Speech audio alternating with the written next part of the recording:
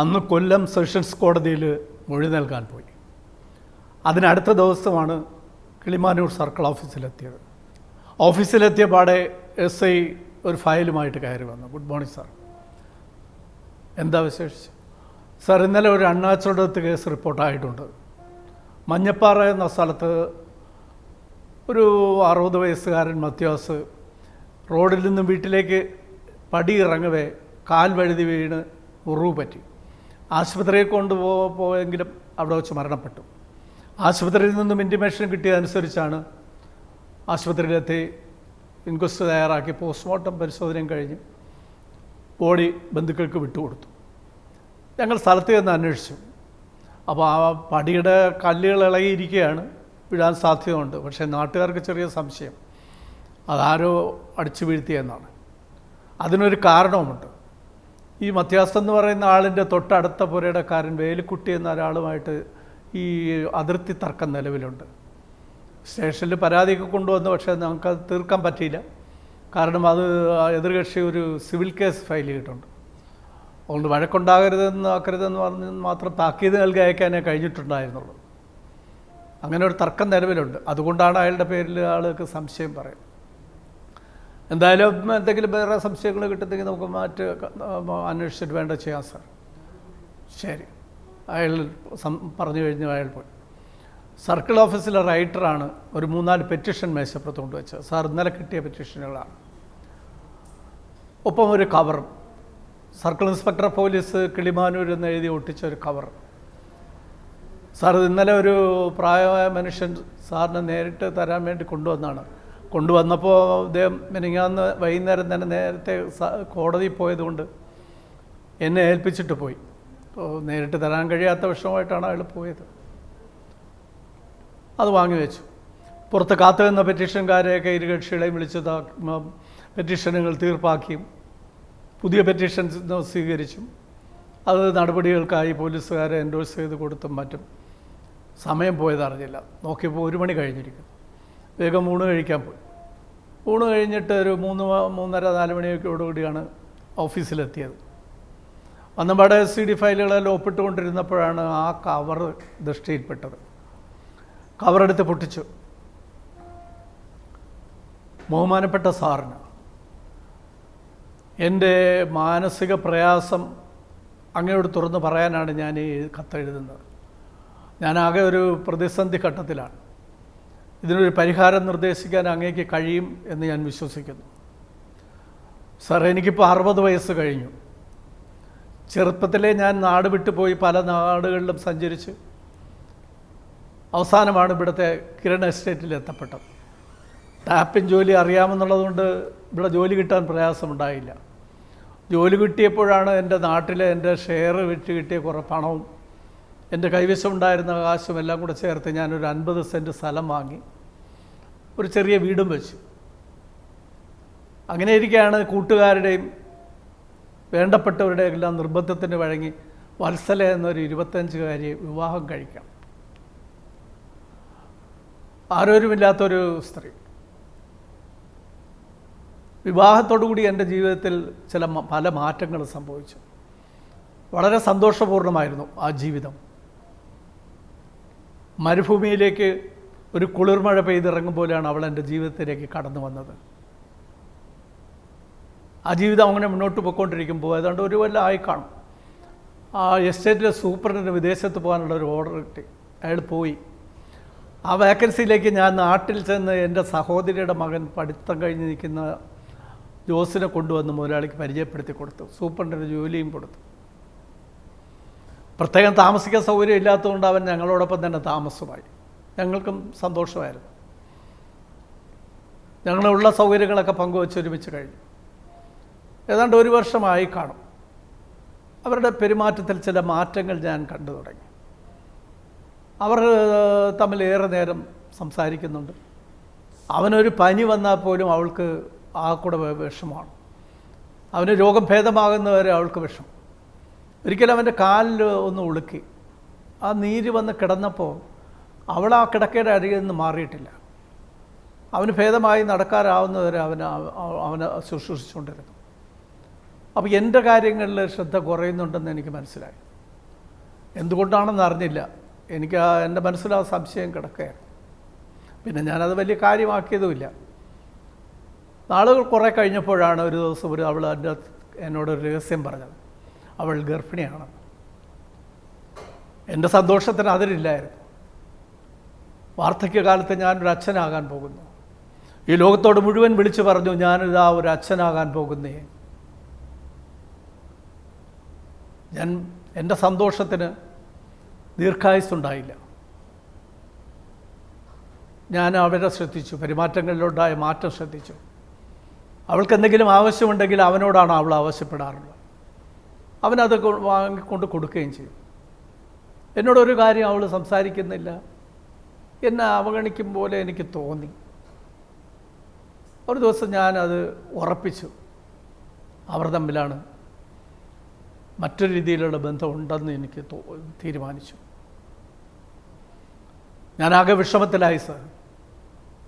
എനിക്കൊന്നും ചെയ്യാനാവാത്ത സ്ഥിതി. അവളെ പറഞ്ഞയക്കാമെന്ന് വെച്ചാൽ അവൾക്ക് കയറി കിടക്കാൻ ഒരു സ്ഥലം പോലുമില്ല, ഒരു ബന്ധു പോലുമില്ല. അവളെ എവിടെ പറഞ്ഞയക്കാൻ? അവനെ തിരിച്ചയക്കാമെന്ന് വിചാരിച്ചാൽ അവൻ നാട്ടിൽ ചെന്ന് ജോലിയില്ലാതെ വീണ്ടും നടക്കേണ്ടി വരും.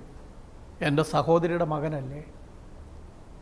അവർ രണ്ടുപേരും യോജിപ്പിക്കാമെന്ന് കരുതിയാൽ അവർ തമ്മിൽ പ്രായത്തിൽ വലിയ അന്തരമുണ്ട്. പോരെങ്കിൽ നാട്ടുകാർ അവരെ പരിഹസിക്കും. അമ്മാവനോടൊപ്പം താമസിച്ച് അമ്മാവൻ്റെ ഭാര്യയെ തട്ടിയെടുത്തവൻ, ആ ദുഷ്പേരുമായിട്ട് അവർക്ക് നാട്ടിൽ ജീവിക്കാനാവില്ല.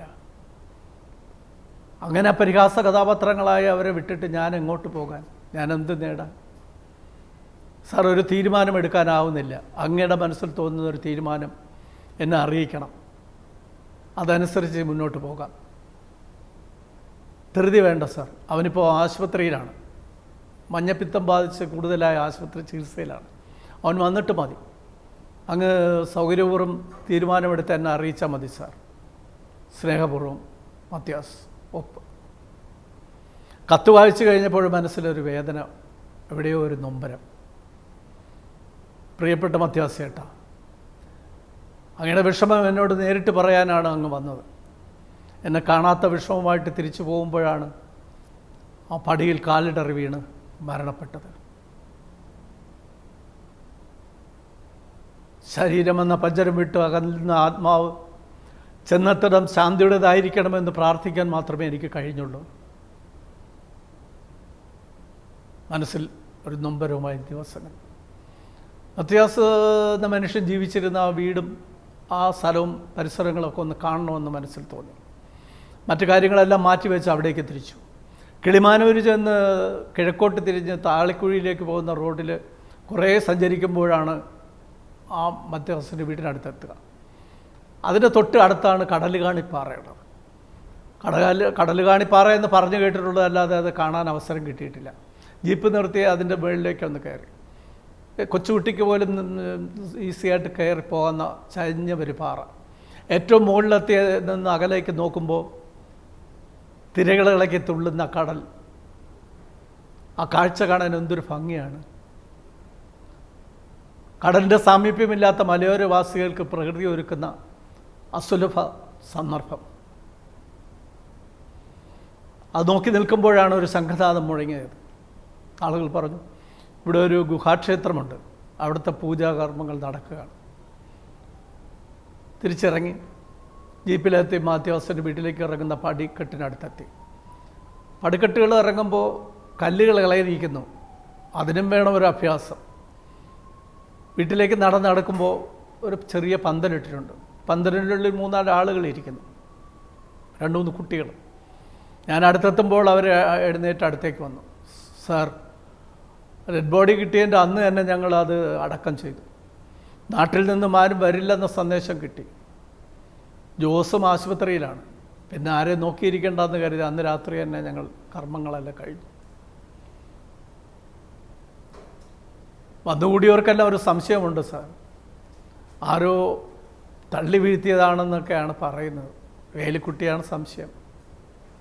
ശരി, എന്തെങ്കിലും ഉണ്ടെങ്കിൽ നമുക്ക് അന്വേഷിക്കാം, നല്ലോണം അന്വേഷിക്കാം, നടപടിയെടുക്കാം. ഇവിടെ മറ്റാരൊക്കെയാണ് താമസിക്കുന്നത്? ഇനി ജോസ് ആശുപത്രിയിലാണ്, പിന്നെ ഉള്ളത് വത്സലാണ്, മത്യാസിൻ്റെ ഭാര്യ വത്സലയുണ്ട്.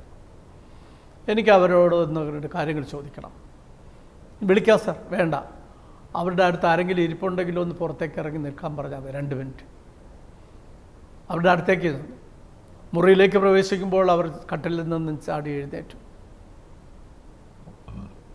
ഈ ചെറുപ്പത്തിലെ വിധവയായതിൻ്റെ ദുഃഖം മുഴുവൻ ആ മുഖത്ത് കാണാം. കരഞ്ഞു വീർത്ത കണ്ണുകളുമായി അവർ കട്ടിലിൻ്റെ ആ ഓരത്ത് ഒതുങ്ങിയിരുന്നു. തൊട്ടടുത്തിരുന്നതായിരുന്ന കസേരയിലിരുന്നു.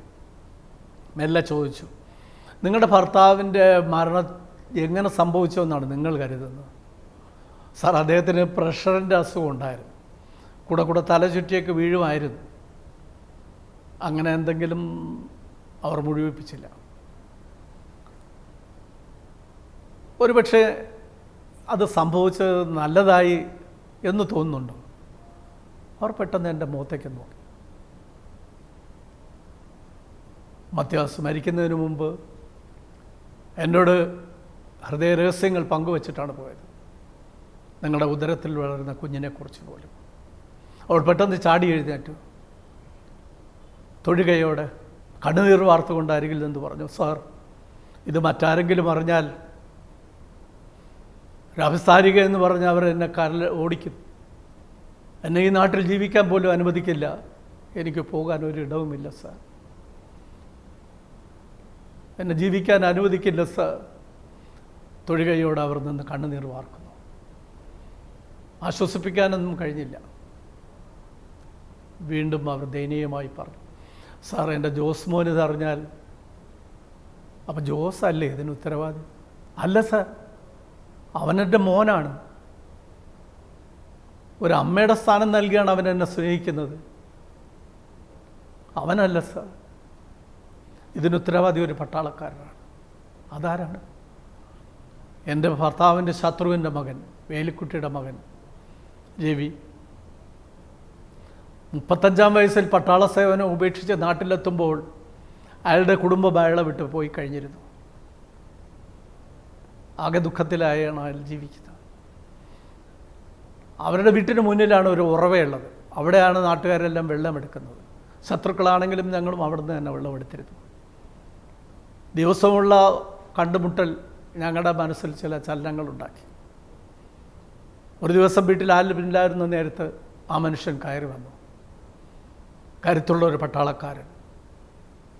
എതിർത്ത് നിൽക്കാനൊന്നും ശ്രമിച്ചില്ല. എൻ്റെ മനസ്സും ശരീരവും അയാൾക്ക് വഴങ്ങി. രവിയുടെ കുഞ്ഞാണ് എൻ്റെ വയറ്റിൽ വളരുന്നത്. വാഗ്ദാനങ്ങളൊന്നും നൽകിയിട്ടല്ല, ഞാൻ ആവശ്യപ്പെട്ടതുമില്ല. പക്ഷേ ഈ സന്ദർഭത്തിൽ ആ മനുഷ്യൻ എന്നെ കൈവിടുകയില്ല എന്ന് തന്നെ ഞാൻ ഉറച്ചു വിശ്വസിക്കുന്നു സാർ. കണ്ണുനീര് അവൾ തോരുന്നില്ല. ആശ്വസിപ്പിക്കാനാവാതെ ഞാൻ അവിടെ പുറത്തേക്ക് ഇറങ്ങി. നേരെ പോയത് വേലിക്കുട്ടിയുടെ വീട്ടിലേക്കാണ്. ചന്തപാടെ വേലിക്കുട്ടിയും ഭാര്യയും ഉമ്മറത്ത് തന്നെ ഉണ്ടായിരുന്നു. അടുത്തെന്ന് പറഞ്ഞു, മത്യാസിൻ്റെ മരണവുമായിട്ട് നാട്ടുകാർക്ക് നിങ്ങളെയാണ് സംശയം. അങ്ങനെ എന്തെങ്കിലും? ഇല്ല സാർ, ഒരിക്കലുമില്ല. ഞങ്ങൾ തമ്മിൽ അതിർത്തി തർക്കമുണ്ടായിരുന്നു. അതിനപ്പുറം അയാളെ കൊല്ലാനുള്ള ശത്രുതയൊന്നും എനിക്കില്ല സാർ. എൻ്റെ മനസ്സിൽ അങ്ങനെ ഒരു ശത്രുതയുമില്ല. ആ മനുഷ്യൻ വീടെന്ന് പറഞ്ഞ ആ ശബ്ദങ്ങൾ കേട്ട് അവരുടെ കരച്ചിൽ കേൾക്കുമ്പോൾ ഞങ്ങൾ 3 ആളും ഇവിടെ വീട്ടിനകത്തുണ്ടായിരുന്നു സാർ. ഇനി ഞാൻ ആരോട് ശത്രുത പുലർത്താൻ? ഈ വേലിക്കെട്ടുകളെല്ലാം ഞാൻ പൊളിച്ച് കളയാൻ പോവുകയാണ്. ഇനി ഒരു അതിർത്തി തർക്കവുമില്ല, എനിക്ക് ആരോടും ഒരു ശത്രുതയുമില്ല. പുറത്തേക്ക് ഇറങ്ങി വന്ന രവിയുടെ അടുത്തേക്ക് ചെന്നു. വേലിക്കെട്ടുകളെല്ലാം പൊളിച്ച് കളയേണ്ടത് തന്നെയാണ്, അല്ലേ മിസ്റ്റർ രവി? അയാൾക്കൊന്നും മനസ്സിലായില്ല. അയാൾ എൻ്റെ മുഖത്തേക്ക് നോക്കി. മരിക്കുന്നതിന് മുമ്പ് മത്യാസ് മനസ്സ് തുറന്നിട്ടാണ് പോയത്. ഇന്ന് വത്സലയാണ് എല്ലാം എന്നോട് തുറന്നു പറഞ്ഞത്, അവളുടെ ഉദരത്തിൽ വളരുന്ന കുഞ്ഞിൻ്റെ പിതൃത്വം. നിങ്ങളൊരു പട്ടാളക്കാരനാണ്, മറ്റുള്ളവർക്ക് മാർഗനിർദ്ദേശം നൽകേണ്ട ആളാണ്. നിങ്ങളൊരു നല്ല തീരുമാനമെടുക്കും എന്ന് ഞാൻ വിശ്വസിക്കുന്നു സാർ. എനിക്കൊരല്പ സാവകാശം വേണം. എൻ്റെ അമ്മയും അച്ഛനെയൊക്കെ ഒന്ന് പറഞ്ഞ് ബോധ്യപ്പെടുത്താനായിട്ടുള്ള സമയം മാത്രം മതി. ശരി. മടങ്ങാൻ നേരം അവരുടെ അടുത്തേക്ക് ചെന്നു. ഒരു ചെറിയ തീരുമാനം വലിയ കുഴപ്പങ്ങൾക്ക് അവസാനമുണ്ടാകുമെങ്കിൽ ആ തീരുമാനം നല്ലതാണെന്നാണ് എനിക്ക് തോന്നുന്നത്. രവി ഒരു തീരുമാനമെടുത്തിട്ടുണ്ട്. നിങ്ങളതിനോട് യോജിക്കാൻ ആവില്ലെന്ന് എനിക്കറിയാം, എങ്കിലും തൽക്കാലം യോജിച്ചേ പറ്റൂ. കാരണം അത് പിന്നീട് വലിയ കുഴപ്പത്തിലാവും. നല്ല തീരുമാനമെടുക്കുമെന്ന വിശ്വാസത്തോടെ ഞാൻ മടങ്ങിപ്പോകുന്നു. ഞാൻ ഇനിയും വരും നിങ്ങളുടെ സന്തോഷത്തിൽ പങ്കുചേരാൻ. അവിടെ നിന്ന് മെല്ലെ നടന്നിറങ്ങി തിരികെ മത്യാസിൻ്റെ വീട്ടിലെത്തി. വാതിൽക്കൽ നിന്ന് വത്സലയോട് പറഞ്ഞിട്ടാണ് പോയത്, സമാധാനമായിരിക്കണം, കരയരുത്, എല്ലാത്തിനും ഒരു തീരുമാനമുണ്ടാകും. ജോസ് ആശുപത്രിയിൽ നിന്ന് വന്നോട്ടെ, അപ്പോഴേക്കും ഇവിടുത്തെ ചടങ്ങുകളും അവസാനിക്കുമല്ലോ. പടി ഇറങ്ങുമ്പോൾ അവിടെ നിന്ന മനുഷ്യരോടായി പറഞ്ഞു, ഞാൻ ഇനിയും വരും, പക്ഷേ ആ പടിക്കെട്ടിലെ കല്ലുകളൊക്കെ ഒന്ന് ബലപ്പെടുത്തി വയ്ക്കണേ, എനിക്ക് വീഴാനൊന്നും വയ്യ. നിഷ്കളങ്കമായ ഒരു പുഞ്ചിരിയായിരുന്നു അവരുടെ മറുപടി. മടങ്ങി ഓഫീസിലെത്തി. പ്രിയപ്പെട്ട മത്യാസ് ചേട്ടാ, നിങ്ങളോട് ഞാൻ വാക്ക് പാലിക്കുന്നു. നിങ്ങൾ എന്നോട് പറഞ്ഞ രഹസ്യം മറ്റാരും അറിയില്ല. പോക്കറ്റിൽ നിന്നും ആ കവറെടുത്ത് കീറി ചവറ്റുകുട്ടയിലേക്ക് വലിച്ചെറിഞ്ഞു. എല്ലാം ശുഭപര്യാവസാനമായി കലാശിക്കുമെന്ന് ഞാൻ വിശ്വസിക്കുന്നു. അല്പം ആശ്വാസമായി മനസ്സിന്. മറ്റു ജോലികളിൽ വ്യാപൃതമായി. ഏതാണ്ട് ഒരു മാസം കഴിഞ്ഞ് കാണാം. ഒരു ദിവസം രവിയും ജോസുമായിട്ട് ഓഫീസിലേക്ക് കയറി വന്നു. ആ ജോസിനെ എനിക്ക് മനസ്സിലായില്ലായിരുന്നു. അയാൾ സ്വയം പരിചയപ്പെടുത്തി, സാർ ഞാൻ മത്യാസിൻ്റെ സഹോദരിയുടെ മകനാണ്. ഓ വരൂ, ഇരിക്കും, എന്താ വിശേഷിച്ച്? രവിയാണ് പറഞ്ഞു തുടങ്ങിയത്. സാർ, ഈ വരുന്ന 20-ാം തീയതി ഗുഹാക്ഷേത്രത്തിൻ്റെ മുന്നിൽ വെച്ച് വത്സലയെ ഞാൻ എൻ്റെ ജീവിത പങ്കാളിയായിട്ട് സ്വീകരിക്കുകയാണ്. നാട്ടുകാരൊന്നടങ്കമുണ്ടാവും. എല്ലാവരുടെയും സന്തോഷത്തിൽ അവിടെ നിന്ന് പങ്കെടുക്കണം, അനുഗ്രഹിക്കണം. ജോസാണ് ബാക്കി പറഞ്ഞത്. സാർ, അങ്ങയുടെ തീരുമാനമനുസരിച്ചാണ് എല്ലാവരും പെരുമാറിയത്. എല്ലാവർക്കും അതിനോട് യോജിപ്പായിരുന്നു. സാന്നിധ്യം കൊണ്ട് അനുഗ്രഹിക്കണം. വരാം അവർക്ക് ഉറപ്പ് നൽകി. വളരെ സന്തോഷത്തോടെയാണ് അവർ മടങ്ങിപ്പോയത്. 20-ാം തീയതി കഴിഞ്ഞു, 21 കഴിഞ്ഞു. അവിടേക്ക് പോകാനേ കഴിഞ്ഞില്ല. ഞങ്ങൾക്ക് അങ്ങനെയാണ്, വ്യക്തിപരമായ കാര്യങ്ങൾക്ക് സമയം കണ്ടെത്താനാവില്ല. അതിനിടയിൽ മറ്റു പല കാര്യങ്ങൾ. ഇപ്പോൾ വർഷങ്ങൾ 14 കഴിഞ്ഞിരിക്കുന്നു. വത്സലയും രവിയും സന്തോഷകരമായൊരു കുടുംബജീവിതം നയിക്കുന്നതായിരിക്കണം. അവരുടെ കുട്ടി കടലുകാണിപ്പാറയുടെ താഴ്വാരങ്ങളിലൂടെ കളിച്ച് രസിക്കുന്നുണ്ടാവണം. എല്ലാത്തിനും സാക്ഷിയായി തലയുയർത്തി നിൽക്കുന്ന കടലുകാണിപ്പാറയും. ഞാൻ നിർത്തുന്നു.